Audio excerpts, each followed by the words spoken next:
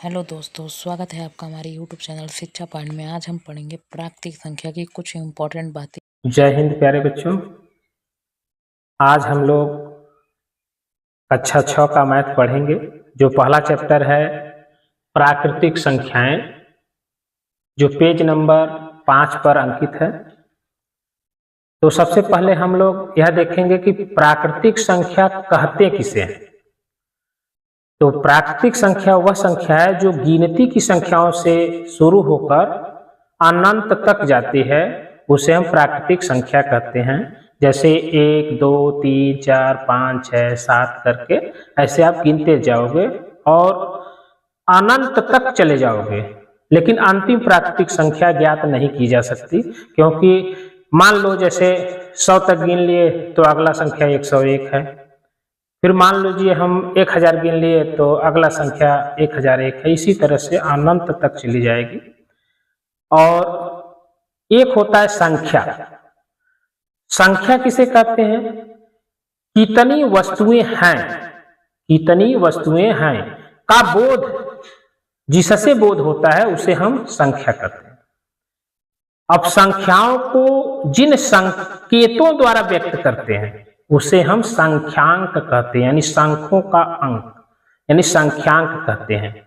संख्यांक का अर्थ है संख्या को लिखने के लिए प्रयुक्त अंक। जैसे हम लोग एक संकेत लिख लिए, जैसे 1 से 9 तक की संख्याओं का, और इसी संख्या से हम लोग पूरा अंक लिखते हैं। चाहे 1 लाख लिखना हो, 10,000 लिखना हो, 5,000 लिखना हो, 100 लिखना हो, 115 लिखना हो, कुछ भी लिखना हो, हम लोग इसी 9 संख्या से पूर्ण कर देते हैं। 0 से 9 तक की संख्याएं होती है।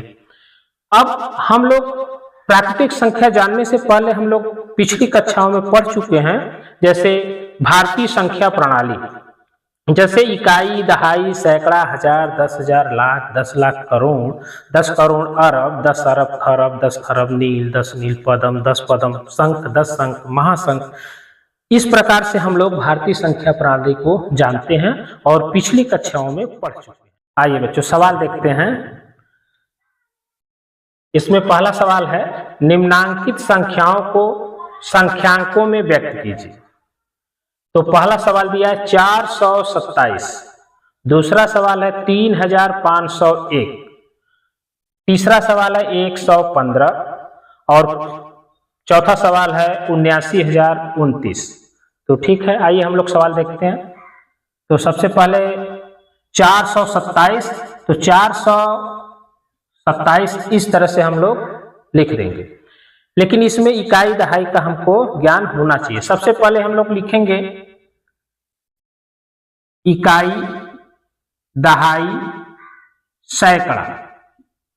अब हम लोग सैकड़ा यानी 400, यहां पर हम लोग 400 लिखेंगे, 400। यहां 20 7 27 होता है, तो सबसे पहले हम लोग 20 लिख देंगे, फिर आखिरी में 7 लिख देंगे। बस इतना ध्यान रखना है कि हमारा इकाई वाला जो अंक है वह हमेशा सीध में होना चाहिए। अब इसको हम जोड़ देते हैं, तो जैसे यहां पर 7, 2 और 4 इस तरह से लिखेंगे तो आपका कभी ये गलत नहीं होगा। उसी प्रकार से हम लोग अगला सवाल हल करते हैं, 3501। तो सबसे पहले हम लोग यहां लिख देते हैं 3501, लेकिन इसको भी हम लोग इसी तरह से लिखेंगे, इकाई, दहाई, सैकड़ा, हजार करके। तो वहां पर सैकड़ा तक था, यहां पर हजार तक है। तो सबसे पहले हम लोग लिखेंगे इकाई, दहाई, सैकड़ा, हजार। इस प्रकार से हम लोग इसको दर्शा देते हैं। फिर उसके बाद 3000, तो हजार के यहां से शुरू करते हैं। ठीक है, यह हो गया 3000। अब यहां लिखा हुआ है 500, 500 तो 500 लिखेंगे। तो इकाई, दहाई, सैकड़ा, सैकड़ा के नीचे हम लोग 500 लिख देंगे। फिर आखिरी में 1 लिखा हुआ है, फिर इकाई के नीचे 1 लिख देंगे। फिर उसके बाद हम लोग जोड़ देंगे। जोड़ने से ये मेरा सवाल ऐसे कभी भी गलत नहीं होगा। इकाई वाला जोड़ेंगे तो 1, 0, फिर 5, फिर 3, इस प्रकार से यह मेरा सवाल हो गया हल। और इकाई, दहाई, सैकड़ा, हजार, 3501। तो इसको अंग्रेजी में बोल देंगे 3501। इसको भी आप लोग अंग्रेजी में बोल सकते हैं 427। अब आइए हम लोग ये तीसरा नंबर सवाल हल करते हैं। तो 115 है दिया हुआ, तो सबसे पहले हम लोग लिख ही देते हैं 115। लेकिन इसको समझने के लिए फिर हम लोग वही क्रिया अपनाएंगे जो इकाई, दहाई लिखते हैं। इकाई, दहाई, सैकड़ा। तो 100 यानी सैकड़े पर 1 रखो और फिर इसके बाद यहाँ पर इकाई, दहाई में 0 लगा दो। फिर 15, 10 5 15 होता है, तो सबसे पहले हम लोग 10 लिख देंगे और फिर इकाई के नीचे 5 लिख देंगे। डायरेक्ट 15 भी लिख सकते हैं, लेकिन फिर भी हम लोग अलग अलग करके इसको जोड़ देते हैं। 5, 1 और 1। इस प्रकार से यह मेरा 115 हो गया। अब इसको अंग्रेजी में बोल देंगे 115। आ जाइए हम लोग चौथा सवाल को हल करते हैं।